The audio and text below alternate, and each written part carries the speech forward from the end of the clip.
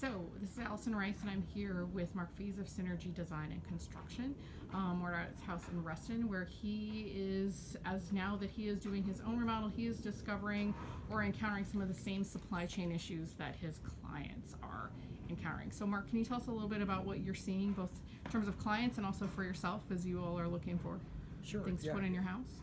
Right now, it's like the perfect storm in our industry. You have historically high demand for home remodeling, and then combine that with the effects of the pandemic on the supply chain, whether that be limiting the number of workers in a plant so that they can social distance, or disruptions in just deliveries.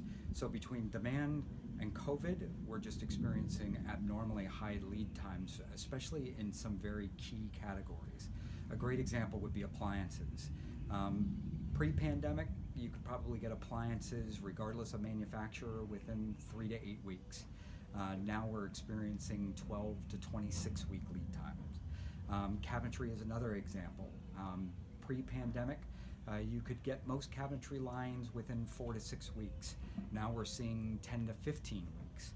So those type of impacts need to be taken in consideration as we're properly planning for a build out of a project.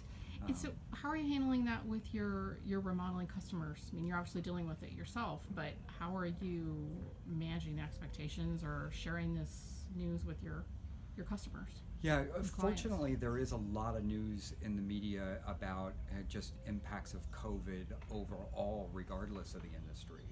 But for us, it's really about setting the expectations early in the process. So even before they engage us in our services, letting them know that this is an issue, that they're going to experience this regardless of who they choose to work with. And then just making sure that we set realistic expectations as far as when would be appropriate to start construction in anticipation of not only a thoughtful design process, but the extended lead times for materials.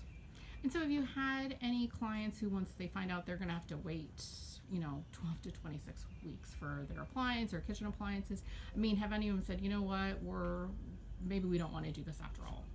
No, I mean, what trumps the concern over the length of time is the willingness to make the home improvements.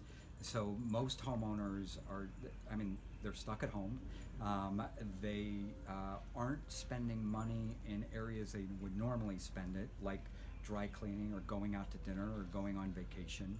And given that they are stuck at home, they see that what's really not working about their home, so they're very motivated to just get it done. And if that means grinning and bearing extended lead times, they're willing to do that.